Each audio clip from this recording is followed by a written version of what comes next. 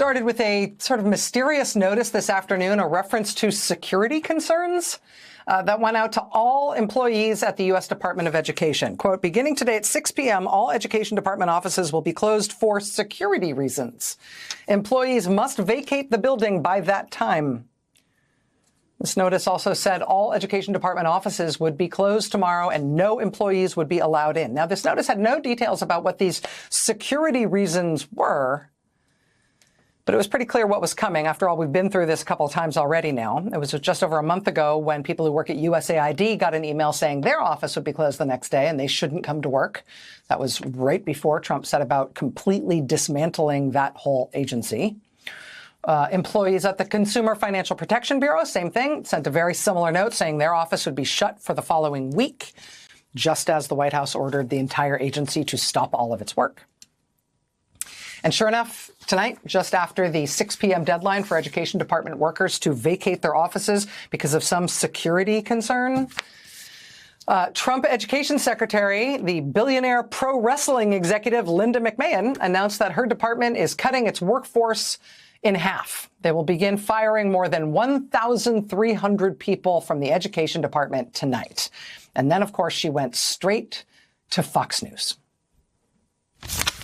That was the president's mandate, this directive to me, clearly is to shut down the Department of Education, which we know we'll have to work with Congress, to get that accomplished. But what we did today was to take the first step of eliminating what I think is bureaucratic bloat. And that's not to say that a lot of the folks, it's a humanitarian thing, too. A lot of the folks that are there, they're out of a job. But we wanted to make sure that we kept all of the right people, the good people. Trump's attack on the Department of Education is just the latest chapter in his ongoing assault on our democratic institutions. Let's be real. We all saw this coming, didn't we? The man literally promised to be a dictator on day one, and now he's executing that plan with ruthless precision. Over 1,300 Education Department employees have been fired overnight under the guise of eliminating bureaucratic bloat. But don't be fooled. This isn't about efficiency or improving education. It's about concentrating power in the Oval Office and dismantling the checks and balances that keep our democracy functioning. We warned about this during the election, but not enough people listened. And now, we're watching in real time as agencies are gutted, court orders are defied, and the rule of law is treated as optional for this administration. Make no mistake, this systematic destruction isn't incompetence, it's the strategy. Where was their criticism of our nation's failing test scores for the last several decades? The Department of Education was founded in the 1970s, and since then we have spent more than $3 trillion at this federal bureaucracy. What has been the return on that investment for the American taxpayer? Levels that are less than ideal, less than proficient. Our children's test scores are incredibly concerning when it comes to reading rates, literacy rates, math, and science test scores. The numbers prove that, and the president is finally, this president is finally taking much needed action to return education to where it belongs, and that's to educators closest to students in their classrooms in their respective states. We're going to have a great event here later at 4 o'clock. There will be students here, teachers here, parents here, educators, and of course governors from around the country who are very excited about taking on this responsibility to educate our nation's students. Who's going to run federal student loans? So the Department of Education will be much smaller than it is today. As you know, the president's executive order directed Linda McMahon to greatly minimize the agency. So when it comes to student loans and Pell Grants, those will still be run out of the Department of Education, but we don't need to be spending more than $3 trillion over the course of a few decades on a department that's clearly failing in its initial intention to educate our students. The pattern is clear and terrifying. First USAID, then the Consumer Financial Protection Bureau, now the Department of Education. Each time following the same playbook, mysterious security concerns, sudden office closures, and then mass firings announced on Fox News. They're not even trying to hide it anymore. And Carolyn Levitt, Trump's press secretary, can't even properly defend these actions because they're indefensible. When asked about who would handle federal student loans after gutting the department, she gave a non-answer that basically amounted to, "We'll figure it out." Because they don't care about the consequences. They don't care about the students who depend on those loans or the Pell Grants that make education accessible. This isn't governance. It's demolition. And every institution they tear down is another brick removed from the wall, protecting our democracy from authoritarianism. How many more agencies will be gutted before we recognize the danger we're in?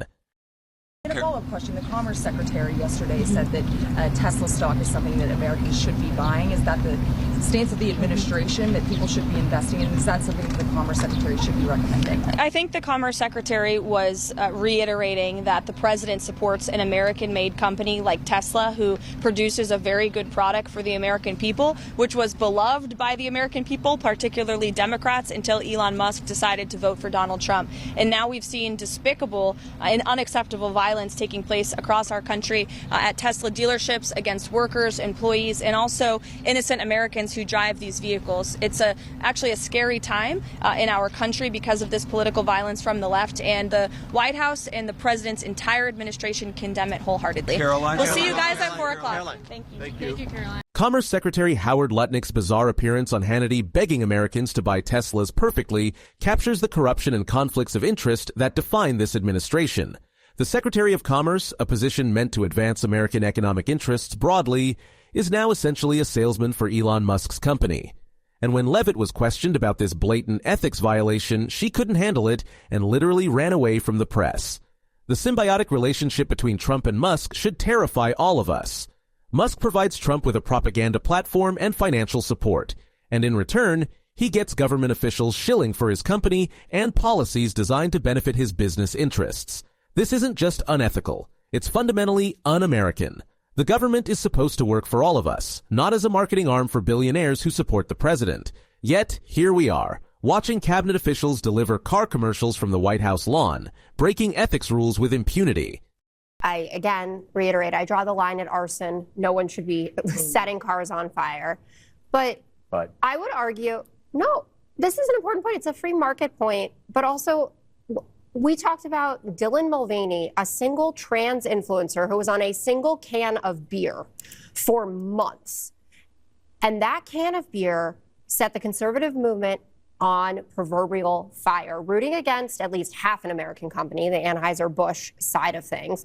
Kid Rock out there doing target practice with Budweiser cans, people vowing to decimate that brand. And Dylan Mulvaney has much less of an impact on people's lives than Elon Musk does. So is that okay? Or that was wrong too, and everyone wants to mea culpa over that? It was one can of beer with one transgender person on it. No one was intimidated not to buy Bud Light. Really? Then why did it drop? No, why did they lose market value? Because it wasn't Dylan Mulvaney. It was the marketing person who denigrated the people who drank the beer. Really? The billionaire class, the corporate class, the private equity class, they are sick to death that they don't have their hands inside the Department of Education Treasury, that they can't get their hands on our schools like they've gotten their hands into our healthcare system and into every other aspect of our economy.